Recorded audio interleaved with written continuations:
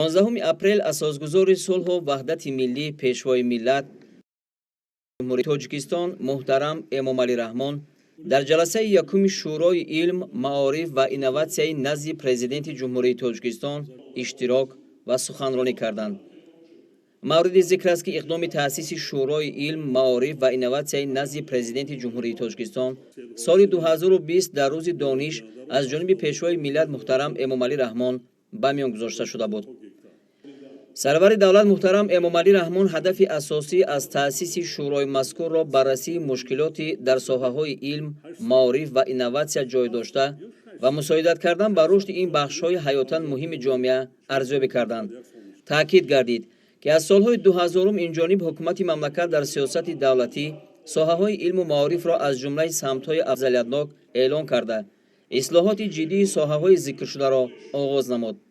дар ин муддат вобаста ба ислоҳоти соҳаҳо як қатор санадҳои дахлдор қабул гардида, аз ҳисоби бюҷети давлат ҷиҳати ҳалли масъалаҳои илм ва маориф тадбирҳои зарурӣ роҳандозӣ карда шуданд. қабули барномаи рушди илмҳои дақиқ дар ҷумҳурии Тоҷикистон барои солҳои 2005-2008 қадами аввалин ва ҷиддӣ дар роҳи омӯзиши илмҳои бунёдӣ гардид ва барои ҷалби бештари наврасону ҷавонон ба омӯзиши фанҳои табииву риёзӣ роҳи васеъ кушод. қарорҳои ҳукумати кишвар ва дигар санадҳои муҳими соҳа аз ҷумла дар бораи стратегияи ҷумҳурии Тоҷикистон дар соҳаи илм ва технология барои солҳои 2007-2015,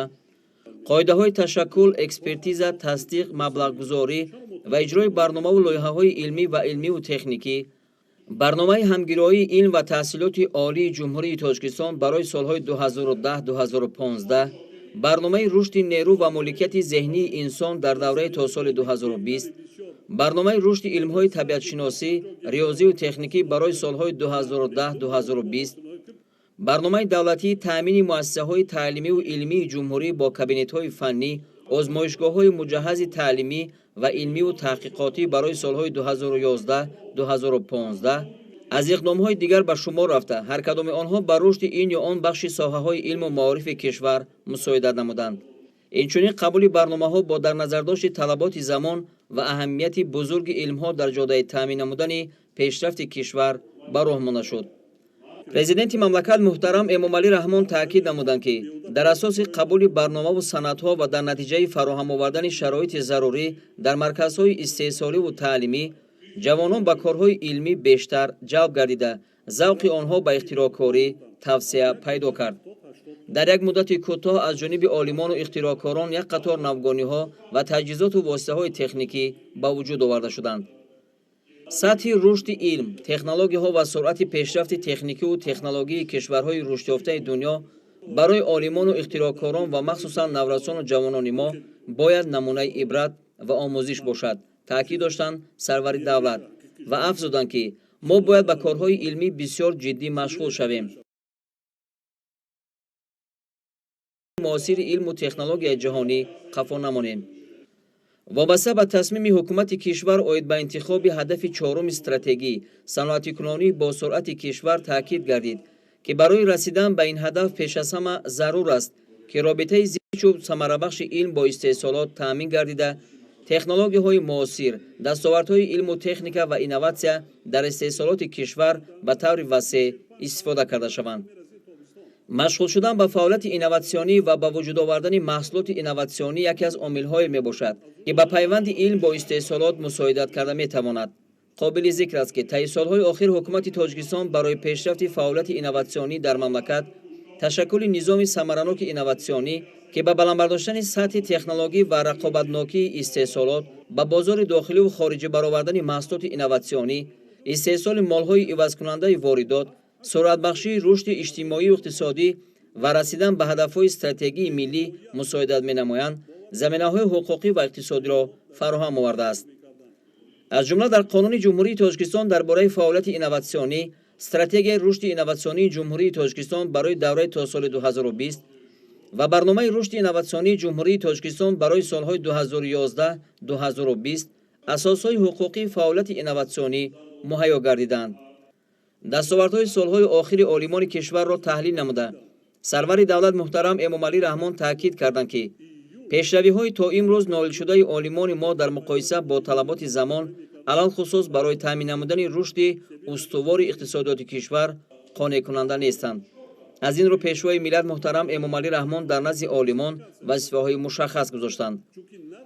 дар робита ба масъалаи робитаи илм ва истеҳсолот таъкид гардид, ки тибқи таҳлилҳо аз тарафи вазорату идораҳои дахлдор, корхонаҳои истеҳсолӣ ва соҳибкорон ҷиҳати татбиқ намудани технологияҳои пешниҳодшаванда ва тавассути онҳо ба роҳ мондани истеҳсоли молу маҳсулоти ватанӣ таваҷҷӯҳи зарурӣ зоҳир карда намешавад. бо мақсади ислоҳи вазъ ва тақвият бахшидан ба нерӯи зеҳнии ҷомеа, ҳукумати мамлакат солҳои 2020-2040-ро бисолаи омӯзиши илмҳои табиӣ, дақиқ ва риёзӣ дар соҳаи илму маориф эълон намуда, инчунин ҷиҳати амалисозии ин иқдом доир ба гузарондани озмуни ҳарсолаи илм, фуруғи маърифат қарор қабул кард. ҳадафи асосӣ аз иқдомоти зикршуда ташаккул додани ҷаҳонбинии илмии ҷомеа, рушди тафаккури техникӣ, пайванди илм бо истеҳсолот ва хусусан ҷалб намудани ҷавонон ба ихтироъкорӣ ва навоварӣ ба шумор меравад. вобаста ба таъсиси шабакаи телевизионии илм ва табиат, ки бо супориши бевоситаи сарвари давлат ташкил ва ба фаъолият оғоз намуд, президенти мамлакат бо итминон иброз доштанд, ки шабакаи зикршуда барои тарғиби илму инноватсия, дастовардҳои соҳаи маориф, ташвиқи табиати зебои Тоҷикистон ва сарватҳои табиии он, инчунин амалӣ гардидани барномаи 20-солаи омӯзиш ва рушди илмҳои риёзӣ, дақиқ ва табиӣ барои солҳои 2020-2040 саҳми арзишманд мегузорад. зимни суханронӣ дар ҷаласаи якуми шӯрои илм, маориф ва инноватсияи назди президенти ҷумҳурии Тоҷикистон, пешвои миллат муҳтарам Эмомалӣ Раҳмон таъкид намуданд, ки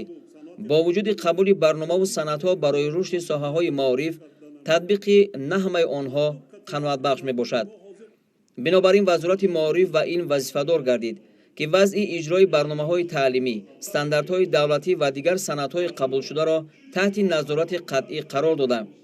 якҷо бо шӯрои ректорони муассисаҳои таҳсилоти олии касбӣ масъалаи низоми кредитии таҳсилотро баррасӣ намояд ва доир ба беҳтар намудани сатҳу сифати таҳсилот дар ҳамаи зинаҳо чораҳои зарурӣ ва фавриро амалӣ созад.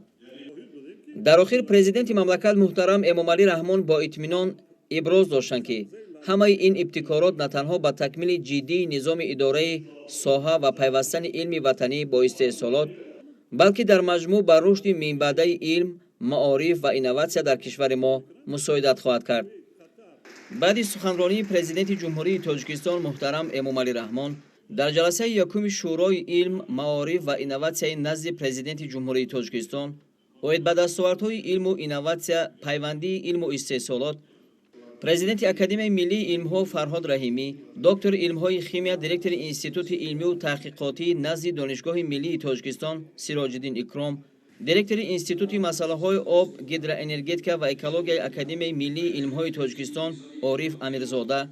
ходими илмии маркази инноватсионӣ оид ба омӯзиши маводи табиии Академияи миллии илмҳои Тоҷикистон Фаррух Шаропов, сарходими илмии Институти химияи Академияи миллии илмҳои Тоҷикистон Зайниддин Муҳиддинов, доценти кафедраи ҳимояи релеӣ ва автоматикаи Донишгоҳи техникии Тоҷикистон ба номи академик Осимӣ Борбад Мирзозода бо таклифу пешниҳодҳо барои рушди илму инноватсия дар Тоҷикистон баромад карданд.